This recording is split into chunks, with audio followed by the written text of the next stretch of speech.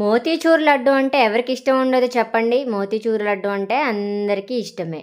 దానికోసం ప్రిపేర్ చేసుకోవడానికి ఎక్కువ ఇంగ్రీడియంట్స్ ఏం అవసరం లేదండి. మనం ఇంట్లో వాడే వస్తువులతోనే మనము ఈజీగా ప్రిపేర్ చేసుకోవచ్చు. 1 కప్పు శనగపిండి, 1 కప్పు షుగర్ ఉంటే సరిపోతుందండి దీనికోసం. ఎక్కువ ఇంగ్రీడియంట్స్ ఏం అవసరం లేదు.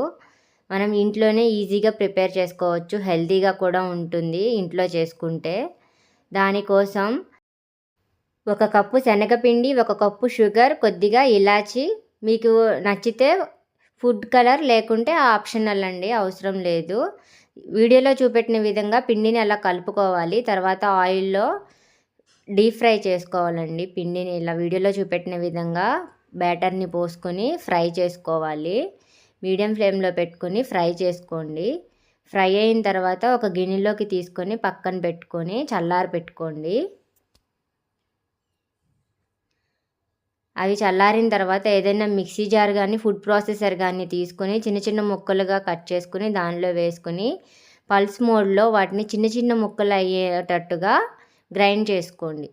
మరీ మెత్తగా కాదండి, చిన్న చిన్న పలుకుల్లాగా పల్స్ మోడ్లో పెట్టుకుని గ్రైండ్ చేసుకోవాలి. వీడియోలో చూపెట్టిన విధంగా చూడండి.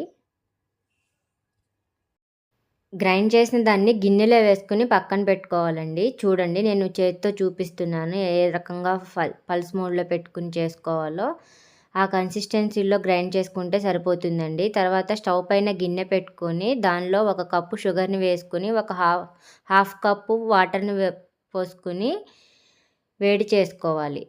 ఆ షుగర్ అంతా మెల్ట్ అయ్యేంత వరకు కుక్ చేసుకోవాలి.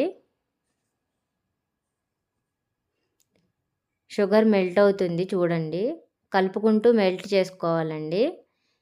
ఇదిగో ఆ రకంగా బబుల్స్ వచ్చేంత వరకు మెల్ట్ చేసుకోవాలి. కదుపుతూనే ఉండాలండి, లేకపోతే అడుగంటుతుంది. తర్వాత మీకు నచ్చితే దానిలోకి ఫుడ్ కలర్ వేసుకోండి. ఇది ఆప్షనల్ అండి, మీకు నచ్చితేనే వేసుకోండి. ఇక్కడ నేను వేస్తున్నాను.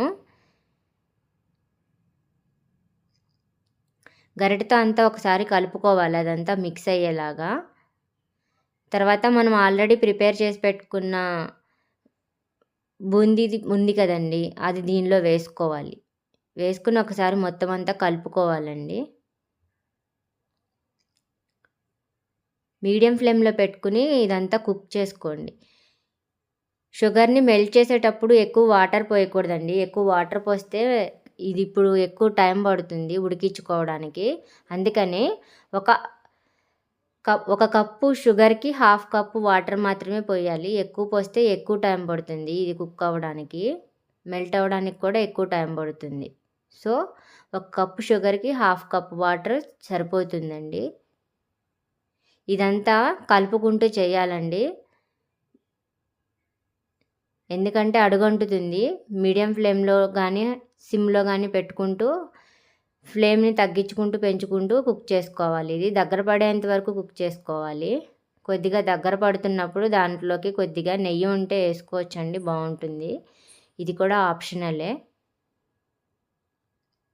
స్వీట్లోకి ఏదైనా నెయ్యి ఉంటే బాగుంటుంది కదండి, అందుకనే నేను ఇక్కడ నెయ్యి వేస్తున్నాను. కలుపుతూనే ఉండాలండి, లేకుంటే గిన్నెకి అంటుకుపోతుంది, అడుగంటుతుంది. సో కలుపుకొని దగ్గరికి వచ్చేంత వరకు కుక్ చేసుకోవాలి.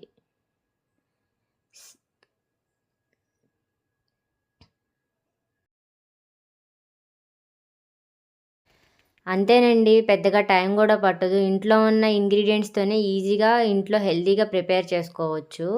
హెల్తీ అంటే స్వీట్ హెల్తీ అని కాదండి, బయట వాటితో పోల్చుకుంటే మనం అన్ని ఫ్రెష్ ఇంగ్రీడియంట్స్ని యూజ్ చేసుకుంటాం కాబట్టి అది చెప్తున్నాను.